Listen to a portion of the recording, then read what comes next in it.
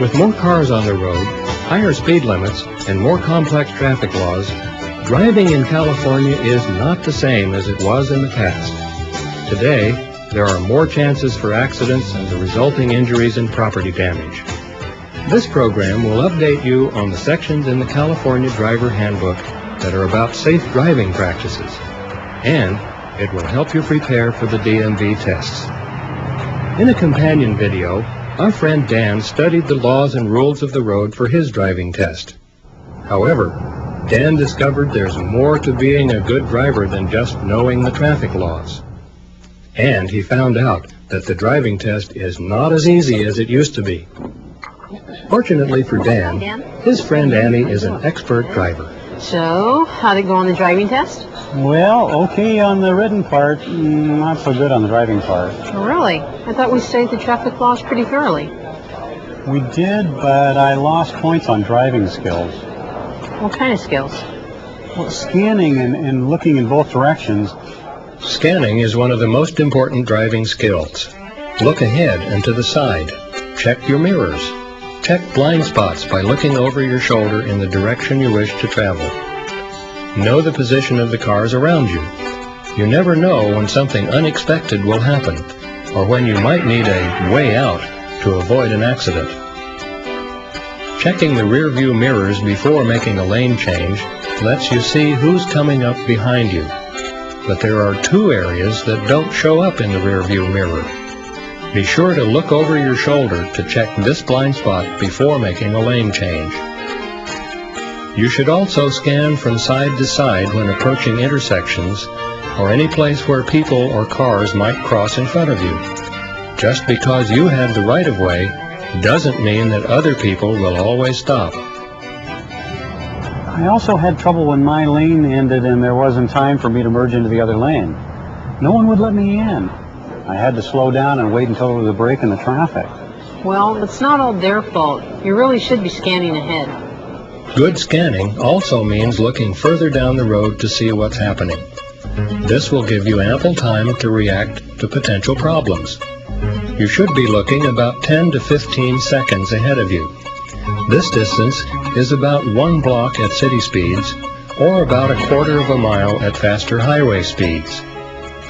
While scanning, keep an eye out for high-risk areas like shopping malls and intersections. Be especially alert for children and other pedestrians. They have the right-of-way even if there's no marked crosswalk painted on the street. Children can make unpredictable moves.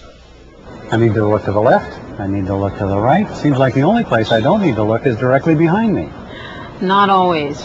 When you slow down, you should make sure that the person behind you sees that you're slowing down, and use your turn signals well in advance. At city speeds, you should signal about 100 feet before you turn. At faster highway speeds, signal about 5 seconds before you make a turn. But don't put your turn signal on too far ahead, especially if there's an intersection or a driveway between you and the place where you're turning. Someone might think you're turning sooner than you actually are. You also need to signal when changing lanes, when pulling out from a curb, and when merging on the freeway. And don't think that just because there are no cars around that you don't need to use turn signals. The car you don't see is usually the one that hits you. Freeway merging can be difficult, or can be quite simple. The trick is to accelerate to match the speed of traffic that you're merging into. This makes it easier to move into an open space in traffic. Be sure to signal and allow a safe cushion of space in front of and behind you. Signal and look over your shoulder every time you change lanes on the freeway. And don't try to make more than one lane change at a time. When exiting the freeway, make sure you're not going too fast that you lose control on the off-ramp. On the other hand, don't go so slow that you hold up traffic before you exit. Remember the 3-second rule we talked about for safe following distance? Sure. You leave a 3-second gap between yourself and the car in front of you. That provides a safe following distance no matter what speed you're traveling at. Well, not always. It started to rain. I should have increased the gap. Wet road conditions usually require a 4 or even 5-second gap between you and the car in front to be safe. Other situations also call for a greater following distance. The added weight of pulling a trailer will increase your stopping distance. Allow more room in front of you for that. Or, if someone's following you too closely, give yourself a little more room in front so that you don't have to make any sudden stops. Now my head's starting to swim. As if learning all the rules weren't enough, these variations and exceptions are too much. Well, how about going for another drive? I was just thinking the same thing. Okay, let's go.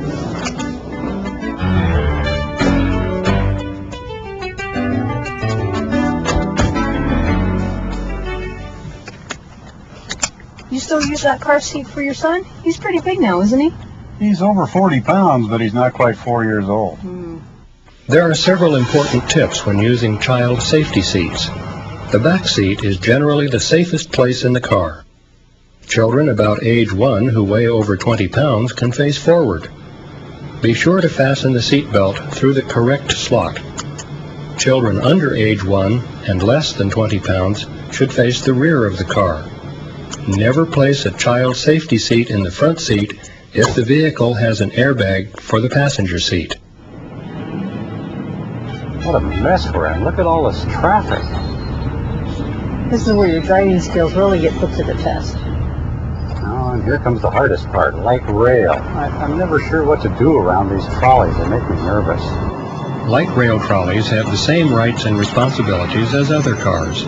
Share the road with them as you would any other car, with two important differences. First, trolleys take a lot longer to stop, so don't turn in front of them. They also preempt traffic signals, so be prepared for lights to change out of their normal sequence. Oops, looks like we may have a little problem. Why are we stopping? The police car coming up behind us. Pull over to the side of the road and stop whenever you see an emergency vehicle coming in either direction with its lights on. Be sure not to block an intersection. If you're stopped at a signal light, wait until the vehicle has gone through the intersection, then proceed. If you can't stop before getting to the intersection, proceed on through and then stop. Be prepared to stop anytime you see a school bus with flashing yellow lights. Newer buses have added yellow lights that warn you when the school bus will stop to let children out. You must always stop anytime you approach a school bus that has flashing red lights. Oh, those kids are in a hurry to get home. Yeah, and they're not paying any attention at all to the traffic. You really need to watch out for them.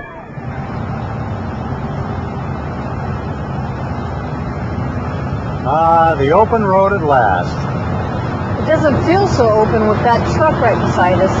Why are you so close? He's blocking the sun. This isn't a very safe spot to be in.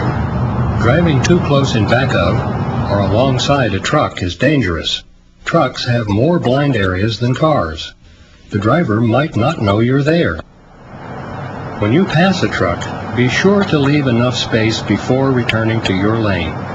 Trucks need about twice the stopping distance as a car. A good rule of thumb is to wait at least until you see both of the truck's headlights in your rear view mirror before pulling back over.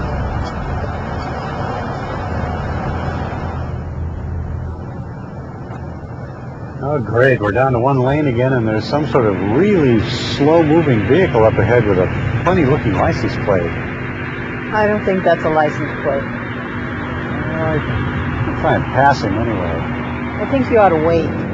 An orange triangle indicates a slow-moving vehicle. The orange color of the vehicle means it's for road construction. So be on the lookout for road work up ahead, and be extra cautious for any workers on the road. Well, I'm glad we waited. If I tried to pass, we'd be driving right through this road crew. I think the road crew's kind of glad you waited too.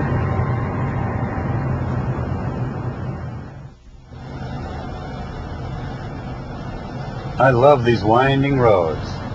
Yeah, but watch out for other vehicles that can't take their heels the way you can. Like this one. Boy, is he going slow. Maybe if I honk at him, he'll get the idea and move over. No, you should only use your horn when you absolutely need to avoid an accident. Be careful when passing on winding, hilly roads. You need about 1/3 of a mile visibility to pass. Anytime you can't see that far ahead, assume another car is coming. If you're in doubt about passing, it's best to wait. A slow-moving vehicle is required to pull over at the first available turnout if there are 5 or more cars behind it. Finally, it looks like there's a passing lane up ahead. Watch out, though. The road's getting more narrow, and there's some cyclists up ahead. And a big car coming toward us. This is going to be a tight squeeze. If the margin for error is small between an oncoming vehicle and bicyclists, slow down a bit. Let the other vehicle go by before you pass the bicyclists. That way, you can give them a little more room. Roads are not just for cars. Bicyclists and other forms of transportation have the same rights and responsibilities on the roadways. Why does everybody have their lights on? It's not getting dark out. It's safer to do so on this road. But I can still see okay. Well, there's no median barrier, and you need to be more visible to oncoming traffic. Undivided 2-lane highways can be hazardous. It's a good idea to turn your lights on so your car will be more noticeable to oncoming traffic. Also, turn your lights on anytime visibility is reduced. Even if you can see all right, other drivers may not be able to see you as well. Anytime visibility becomes less than 100 feet, such as in rain or fog, you should slow down. It's not possible to drive safely when you can't see what's coming up ahead. Do you see steam coming out of the engine? Yeah, I do. And the temperature gauge is going up too. That doesn't sound too good. No, it's not. We better pull over and check it out. Looks like there's a call box up ahead. Good timing. I'll pull over. When you have to make an emergency road stop, be sure there's a safe place to pull over. The shoulder should be wide enough so you can pull completely off the road. Try to avoid stopping on hills or curves where other cars may not be able to see you. Visibility to approaching traffic is very important.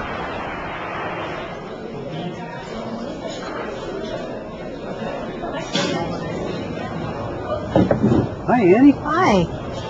Guess what? I'm a licensed driver again. Good for you. Have any problems with the test? No, I sailed right through. I had my scanning down pat. I knew where every other car was around me. Good. I knew what was happening down the road. I kept a safe cushion of space. Watched out for hazards. And how was it on the freeway? It was great. I got up to the speed of traffic to merge. I kept a safe distance from the cars in front of me. I didn't follow too closely to trucks. Good. I even slowed down for a road crew. Sounds like our little practice drive helped out. Sure did. The DMV instructor even complimented me afterwards on my ability to handle myself in congested traffic and around pedestrians. Well, there you go. Safe driving really pays off. Having a competent instructor helps too. Thanks. Let me know if you need a refresher course. Sure will.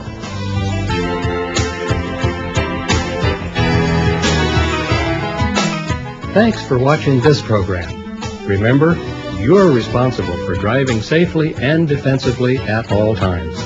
Please study the California Driver Handbook. It's a complete guide to help you successfully fulfill your responsibility to drive legally and safely. Good luck on your DMV tests.